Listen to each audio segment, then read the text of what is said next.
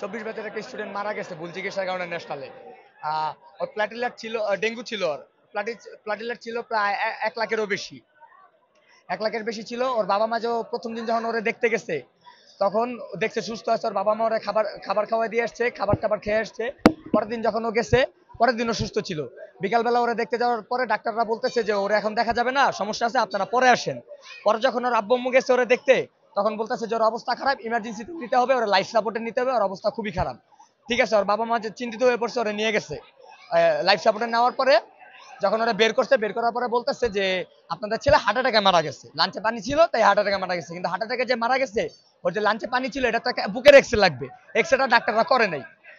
এই কারণে ভুল চিকিৎসার কারণে যেহেতু মারা গেছে, আমরা আমাদের ডিএমআরসি স্টুডেন্টদের নিয়ে আমরা ন্যাশনালের সামনে যাই আন্দোলন করতে। যেই ডাক্তারের কারণে মারা গেছে ওই ডাক্তারের লাইসেন্স বাদ করতে হবে, বা প্রশাসন এটা যথাযথ ব্যবস্থা নিতে হবে। একটা ভুল চিকিৎসার কারণে একটা প্রাণ কেন জড়বে? তো যাওয়ার কারণে ন্যাশনাল হসপিটাল ওদের রেপুটেশন রক্ষা করার জন্য সরোয়ার্দী কবি আর হইলো ওই এলাকার যত লোকাল সন্ত্রাস আছে ওদের কাজে লাগায়া, ছাত্রদল নাকি এটা আমরা জানি না, ওই ওই এলাকার যত লোকাল সন্ত্রাস আছে ওদের কাজে লাগায় আমাদের দমন করতে চাইছে, আমাদের পিছিয়ে দিতে চাইছে, যাতে ওদের রেপুটেশনটা নষ্ট না হয়। তো এই কারণে আমরা যেহেতু ওই দিন পারি নাই, আমাদের স্টুডেন্টরা গায়ে হাত পড়ছে, সব স্টুডেন্টকে একলা হ্যান্ডেল করা সম্ভব না, আমরা যেহেতু পারি নাই আমরা ওদের নিয়ে চলে আসছি। পরের দিন আমরা আবার গেছি, পরের দিন আবার যাওয়ার পরে যাত্রাবাড়িটা পার হচ্ছি আমরা। যাত্রাবাড়ি পার হওয়ার পরে আমরা দেখতেছি যে পুলিশ প্রশাসন নিয়ে সবাই মানে আটকে রাখছে, আমাদের ওই পার যেতে দিবে না, ন্যাশনালের দিকে আমরা আগাইতে দিবে না। পুলিশের পেছনে আবার একদল লোক ছিল যাদের হাতে দেশি অস্ত্র ছিল, চ্যান চাপাটি এগুলো ছিল।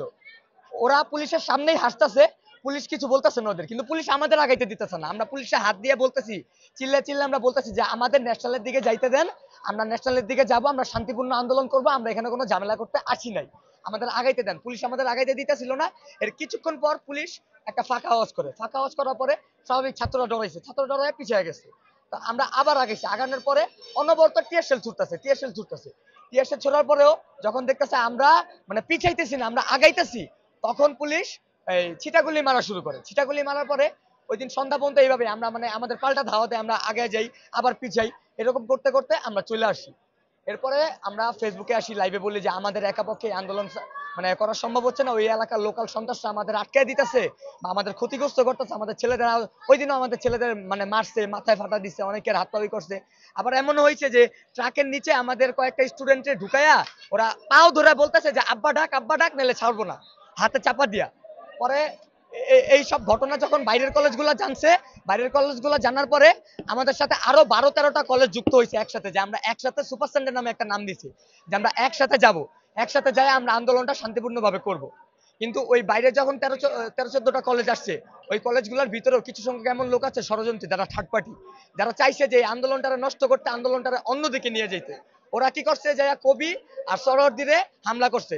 তারপরে ন্যাশনাল জি হামলা করছে কারা এটা আমরা নিজেরাও জানি না, বাইরের কিছু লোক, মানে ওদের আমরা আইডেন্টিফাই করতে পারি না। আপনারা বুঝেন স্বাভাবিক ব্যাপার, 13-14টা কলেজের এত পোলাপান, আমরা কিভাবে বুঝবো যে কে হামলা করছে, কে কি করছে?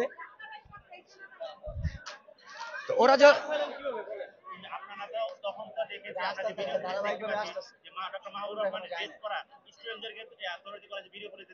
এখন আপনারা যদি আমি মাহবুবুর রহমানের ড্রেস পরায় ওই জায়গায় ছেড়ে দিই, তাহলে আমি বলতে পারবো যে আপনি কলেজের ছাত্র না?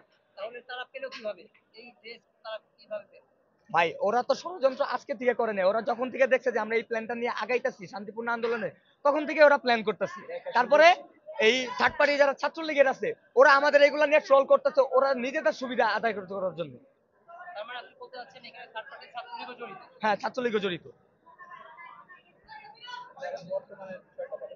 বর্তমানের বিষয়টা সরোয়ার্দিয়ার কবি যেহেতু বাইরের লোকজন মারছে, তো ওদের ধারণা এই মানে 13-14টা কলেজ তো ডিএমআরসির সাথেই গেছে। তো এই ঘটনাটা ঘটছে কেন, সরোয়ার্দিয়ার কবি আর ন্যাশনাল ভাঙচুর হয়েছে কেন, ডিএমআরসির কারণে।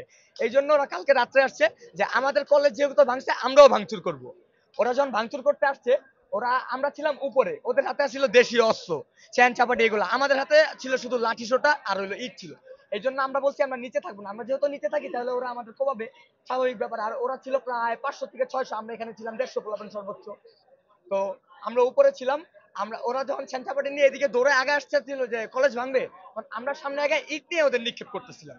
এর মাঝে কিছু সংখ্যক লোক উপরে উঠে আসছে, উপরে উঠে আইসা মানে সেন্টাপাটি চালাইতেছিল।